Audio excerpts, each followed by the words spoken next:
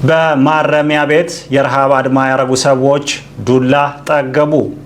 በጣም ጠግባቸዋል ተብለው የታሰሩት እነዚህ ሰዎች በረሃብ ሊሞቱ ሲሆን በእስረኛ አያያዝ የጠገበ ልምድ ያላቸው አሳሪዎች በጉዳዩ ላይ መልስ ቢሰጡም መልሳቸው አጥጋቢ አይደለም። ዘና ዜና ከእስር ቤት ተቆጣጣሪ ከሆኑት ግለሰብ ጋር በቀጥታ ለማውራት እና በጉዳዩ ላይ ማብራሪያ ለማግኘት እዚህ ስቱዲዮ በዙም ጋብዘናችኋል። እስቲ ማግኘት የምንችል ከሆነ እናስገባቸዋለን። ኦኬ፣ እንደምን ዋሉ አቶ ማንደፍሮ? እግራትም ታንተ አናቱም ምቱት አናት እያለ እግር ይመታል እንዴ አንተ? እኛ ካሳሰቡ እንጂ ከእግሩ ምን አለን? ምን አይሰማም መሰለኝ። እንደምን ዋሉ? ድምጼ ይሰማል? ይሰማል። ነገ ድምጽ መስማት አልፈልግም። የእስር ቤቱን የሞሉት ራሱ ድምጻችን ይሰማ የሚሉ ናቸው። ገብቶሃል አይደል? አዎ ገብቶኛል። ያው ካልገባ ትገባለህ ብዬ ነው።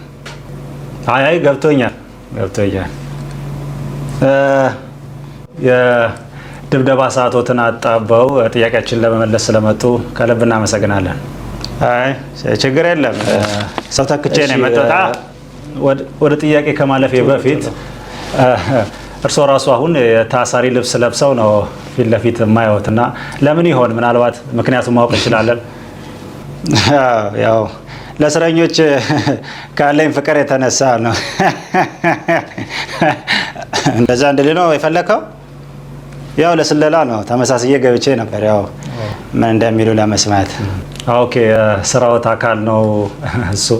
አዎ፣ ያው እስረኞች ምን እንደሚያስቡ ማወቅ አለብህ። ገብቶሃል? ምን ሊያወሩ እንደሚችሉ፣ ምን ሊነጋገሩ እንደሚችሉ።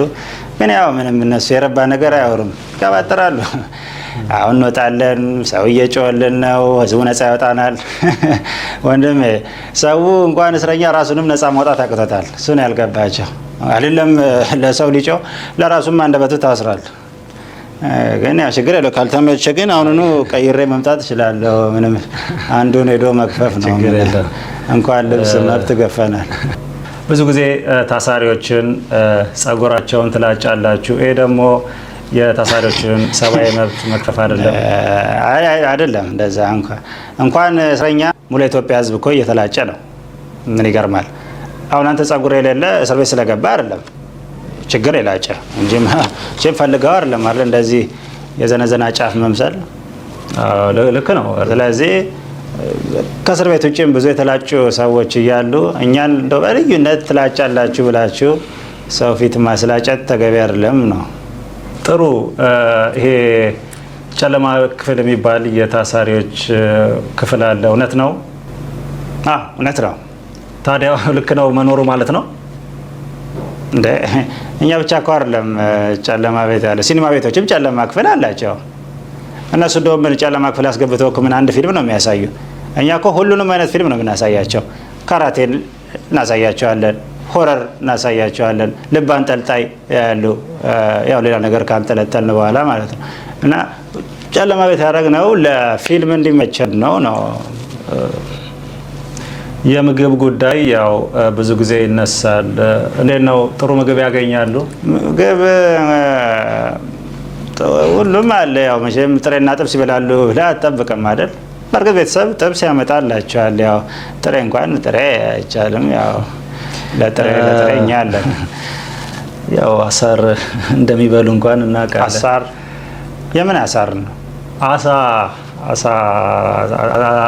አሳ ቢበሉ ጥሩ ነው ብዬ ነው ለታሳሪዎች።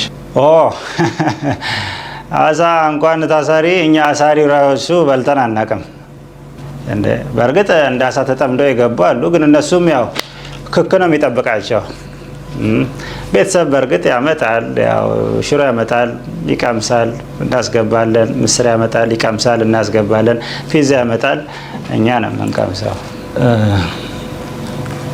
በብዛት ምን አይነት ታሳሪዎች ነው ወደ ማረሚያ ቤት የሚመጡት? በብዛት ያው ነጋዴዎች ይመጣሉ፣ በዚህ ከገቢዎች ጋር በተገናኘ።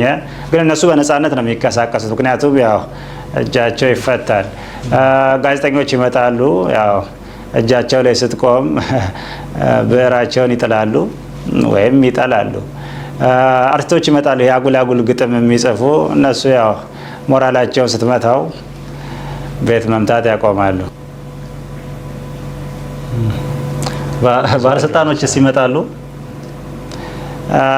እነሱ እንኳን ሰው ያስመጣሉ እንጂ አይመጡም። ብዙ ጊዜ ማለት ቢመጡም ራሱ ብዙ አይቆዩም። ልናቆያቸው እኮ እንሞክራለን፣ ግን ያው በህይወት አንቆይም።